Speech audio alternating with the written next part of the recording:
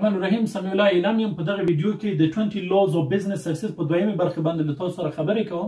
تیر ویډیو کې ملس قوانین تشریح کړي. یو لسم قانون د law of planning دی، یعنی هر کاروبار چې سړی کوي هغه لپاره باید مکمل پلان ولري. هغه عملیاتي پلان چې دی، هغه مالی پلان دی، هغه تدارکاتو پلان دی، هغه که د بازار موندنې مارکیټینګ پلان دی، هغه که د فروشاتو پلان دی.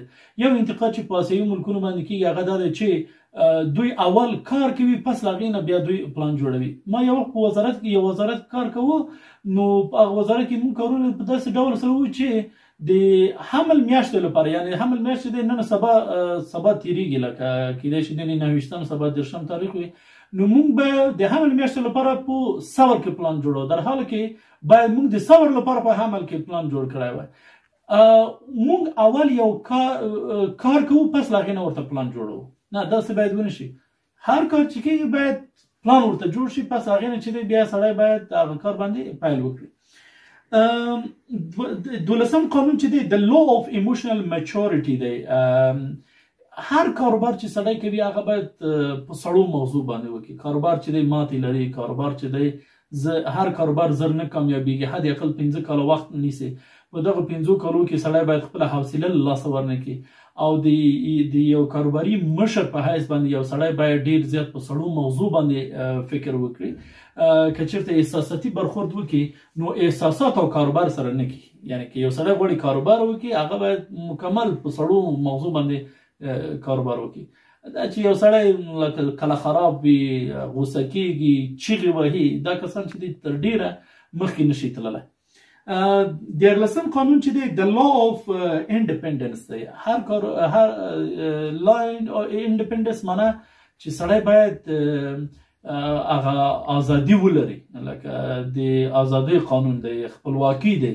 هغه سره کوم خپلواکي دی چې ته کله چې تصمیم نیسي، هغه تصمیم یعنی تا تصمیم چې وي هغه باید په خپلواک ډول سره بې له کوم فشاره ته باید هغه تصمیم ونیسي. ته باید فکری ازادي ولرې، اجتماعي ازادي ولرې د تصمیم نیولو په مهال، اقتصادي ازادي ولرې د تصمیم نیولو پر مهال. 14 قانون چې دی د law of optimism دی. زیاتره خلک چې دی هغوی بدګمانه دي. موږ چې کله د کاروبار په باره کې مشوره کوو، موږ زیاتره بدګمانو خلکو سره مشوره کوو. زه غواړم چې یو مکتب جوړ کړم، دا به وچلېږي. او کابل کې خو دومره ډېر زیات مکتبونه دي بابا چې ته مکتب جوړ کړې نو چېرته چلېږي. زه غواړم چې یو کنسلټنګ فرم جوړ کړم. او دومره کنسلټنګ فرم دی هغه، یعنی مونږ چې چا سره مشوره کوو هغوی cannot do خل دي، cannot do چې هغوی وایي نه کېږي، ناممکن دی، امپاسبل دی. مونږ باید د can do people وو، لکه کېږي وو، فقط انشاءالله اول قدم واخله. د هر کاروبار لپاره هغه سخت کار چې دی اول قدم اخیستل دی، چې اول قدم واخیستل چې بیا نور چې دی هغه سخت نه دی. او 15 قانون چې دی د law of power دی. ته باید ځنه قوتونه د تا سره باید وي، لکه مثلا ته باید پرسونل پاور ولري، شخصي پاور، قدرت. شخصي قدرت څه دی چې تا سره باید فاینانشل ریوارډز وي، پنشمنت پاور باید تا سره وي، تا د خبرو کولو انداز باید ښکلی وي، تا هغه د خلکو د تاثیرګذارۍ یو مرجع باید واوسې. یا بل خبره دا ده چې ته باید تخصصي قدرت ولري، لکه مخکې چې مو law of specialization کې چې هر سړی چې کوم کار کوي هغې باندې باید مکمل پوه وي، تخصص ولري. ته باید تخصص ولري په کوم کار چې ته کوي، په هغې باندې ښه باید پوه وي. او درېیمه خبره دا ده چې ته د خلکو ترمنځ محبوبیت ولري. هغه کاروبارونه چې په چالو، فراډو، دوکو باندې تللی دي ډېر نه دي تللی، لکه څومره به تللی 1 کال، 2 کاله، 3 کاله، 5 کاله بعد یې سقوط کړی دی. نو که څه غواړي چې هر کاروبار شروع کړي، ته باید د خلکو ترمنځ د یو ښه محبوبیت څخه څه شوي برخمن وي. راځو په 14 قانون باندې خبره کوو چې 14 قانون چې دی هغه څه شی دی. 14 قانون چې دی هغه د law of futurity دی. law of futurity دا دی چې هر کاروبار چې ته کوي په هغې کې باید ته راتلونکی په نظر کې ونیسې. لکه که ته چا سره تجارتي معامله کوي هغه باید ته نن ورځ په نظر کې ونه نیسې راتلونکی. لکه دغه سړي سره ته باید اړیکې جوړې کړې. 1 کال لپاره 2 کالو لپاره 3 کالو لپاره لکه هر مشتری چې تا ته راځي ته باید هغه سره داسې برخورد ونه کړې چې دغه مشتری فقط د نن ورځې مشتری دی سبا بیا نه راځي. هر مشتری چې موږ ته راځي هغه باید دایم موږ ته راشي. هغه راتلونکي 2 کالو کې چې موږ کاروبار دی هغه باید تل موږ نه خرید وکړي. هغه تل باید موږ سره درس ووایي. هغه تل موږ هغه محصولات چې دي هغه باید واخلي. ولسم قانون چې دی هغه د Universal Law of Negotiation دی. Universal Law of Negotiation څه معنی چې یو سړی په دغه په مذاکراتو کې په مرکو کولو کې په خبرو کولو کې هغه باید ډیر زیات شوي ډیر زیات وارد وي. او یو خبره دی وایي هر قیمت چې دی هغه د نیګوشیشن وړ دی. هغه باندې خبره کیږي هغه باندې چې دی بحث کیږي. برین ټریسي وایي زه یو مغازې ته لاړم چې یو کوټ واخلم او ما په باور باندې هغه کوټ د $500 کوټ و. خو کله چې زه مغازې ته ننوتلم په هغې باندې $350 لیکلي وو. نو $350 تیار ورباندې لیکل شوي وو. نو ما هغه د فروشاتو مامور ته ویل چې انډیواله دغه چې دی په $250 در څخه اخلم. وای بابا دا خو فکس پرایس دی قیمت یې نه ګورې چې ورباندې لیکلی م دی $350 چې دی خپل قیمت دی. ما ورته خپل کارت ورکړ. د خپل کارت په شا باندې مې ورته $250 ولیکل. نو ما ورته ویل کله دی چې هغه مشر راغی دی ما لمبر دی ما ته زنګ ووهي او ما وخت چې دی تر 3 بجو پورې لکه زه 1 بجه ورغلی وم دوی مشر چې و د غرمې ډوډۍ لپاره وتلی وم.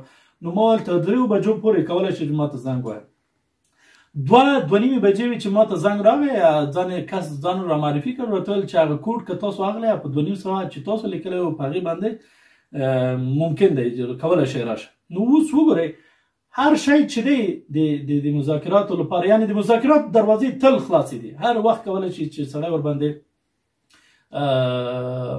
بحث وکړي قیمت ورته وټاکي خبره وکړي. خو دا تاسو په کمیونیکیشن پورې اړه لري چې تاسو مفاهمه څومره قوي دی. راځو 18 قانون ته. 18 قانون چې دی د law of war دی. د law of war څه معنی؟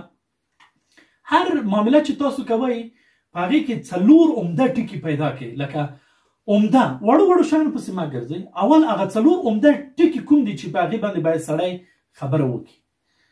کله چې هغه 4 موضوعات حل شول هغه نور واړه موضوعات چې دي په خپله چې څه کېږي هغه حلیږي. نو دغه اصل در سره تل په نظر کې ونیسئ. هر معامله چې کوئ 4 عمده ټکي ورکې راوباسئ. دغه 4 عمده ټکو نه وروسته بیا تاسو کولی شئ چې هغه واړه موضوعات چې دي یعنی که دغه 4 مسایل حل شول هغه واړه موضوعات چې دي په دوی پورې تړلي خپله حل کېږي. او 19 قانون چې دی هغه د law of د walkaway law دی. د walkaway law چې دی دا په اسیایي ملکونو کې هم ډېره زیاته مشهوره دی. هغه څنګه کله چې موږ خریداري کوو نو قیمت کله چې موږ ته یو جنس قیمت ویل کېږي په $100 $1.5 $200. کله چې موږ په هغه دوکان کې وو نو هلته همدغه $200 دی نه 180 نه کېږي په 180 نه کېږي. خو کله چې تاسو د دغه دوکان نه ووځئ بیا تاسو پورې غږ کېږي چې دا اوس په 180 کې که اخلئ نو راوګرځه که په 180 کې اخلئ راوګرځه. نو دا د جنس اصلي قانون دی. نو دا په نظر کې ونیسئ د walkaway law of a business. او شلم قانون چې دی د law of relationship دی. هر کاروبار چې دی هغه په روابطو باندې ولاړ دی. موږ زیاتره اورو وایي پلانکی کس چې مقرر شو هغه واسطه درلودله. واسطې ته په انګلیسي کې څه ویل کېږي؟ نیټورکینګ ویل کېږي، ریلیشنشپ ویل کېږي. نو کله چې ایمون په جملو یعنی ایمون په ژبه کې دا کلمه استعمالیږي واسطه نو ډېره زیاته بده وي خلکو څخه بد وړي. خو کله چې په انګلیسي کې موږ وایو چې نیټورکینګ ریلیشنشپ نو بیا ورته ډېر زیات خوشحاله وو. I have a network. زه نیټورک لرم ځکه مقرریږم. نو هر کاروبار چې کامیابیږي هغه په ریلیشنشپ په روابطو باندې کامیابیږي.